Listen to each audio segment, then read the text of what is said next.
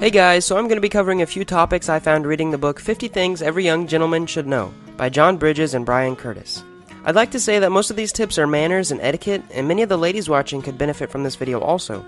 Now, this video is going to be a bit different as I'm going to offer many tips instead of just explaining big ideas. The first is saying please.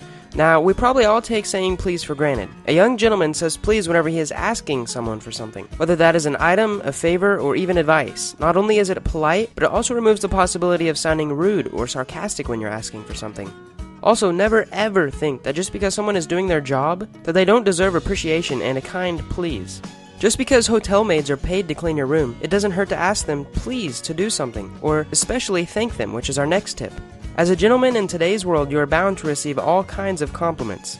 The best way you can accept a compliment is to say thank you. You don't need to go on and on thanking them for thanking you. Certainly don't brush them off either. If you recently got a haircut and someone compliments you on it, don't say, "Oh, the missus made me get it," or "Yeah, but they missed a spot in the back." Simply look them straight in the eyes and thank them.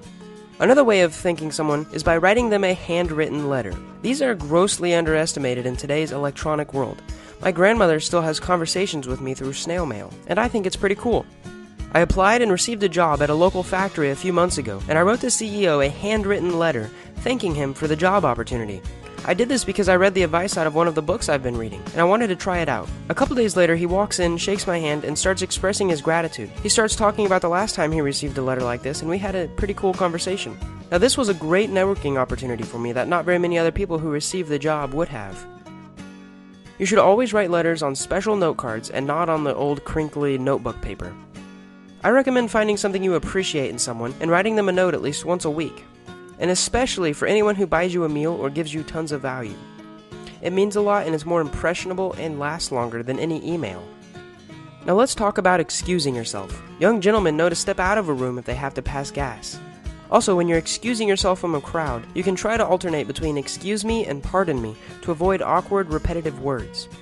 And when you're calling someone, don't yell things like, hey you! Instead, say excuse me when trying to get someone's attention. A tip the book gives is to learn the cultural and regional ways to address different people. Titles such as ma'am, sir, and madam can go a long way if the person is not used to it. When you're introducing two people, always try to introduce the younger person to the older person. Instead of saying, hey John, this is my dad. Say, hey Dad, this is my friend John, and if you can, add something interesting to make the introduction memorable and exciting. Also, when you're shaking hands, always allow the older person or a lady to stick their hand out first. And when you're sitting, always stand up to shake someone's hand. This is simply a respect statement. If, for some reason, you can't shake hands right now, explain why. For example, you might have grease on your fingers from fixing a motorcycle. Lastly, never ever make a comment about someone's handshake unless they bring it up first. Don't comment on their overly strong or overly weak handshake, as this could come off rude. When a gentleman receives a gift he enjoys, he kindly thanks the giver. A gentleman never says statements such as, "Oh, you shouldn't have." The same goes for any gift a gentleman doesn't like. They respectfully thank the giver, as the gentleman knows that a gift from the heart is way more valuable than one from the wallet. The book says to never compare gifts, as it can hurt feelings and cause bitterness between people. When a gentleman is winning a game, they never flaunt their victory, and when they are losing, they don't throw a fit. Either way the game goes, a gentleman always thanks the opposing side at the end of the game. Another thing I could relate to in this book is that a gentleman doesn't give up halfway through a game, even when it is completely obvious who the winner is.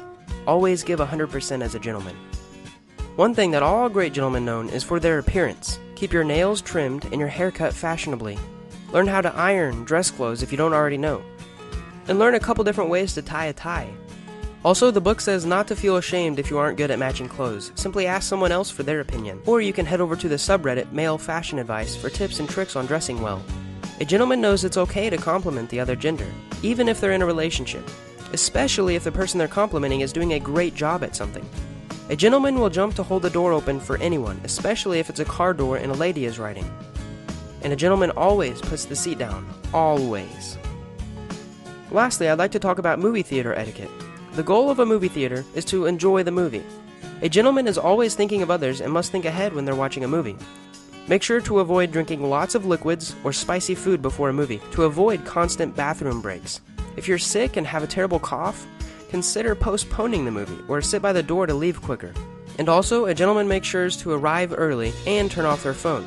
Now, I'd like to say that I hardly covered 25 of the 50 tips in this book, but I believe anyone who takes these steps are on the right path to becoming a great gentleman.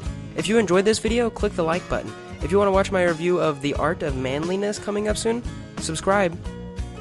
Thanks for watching, and you might want to check out my video on No More Mr. Nice Guy, and some of my other videos on my channel. I hope you enjoyed.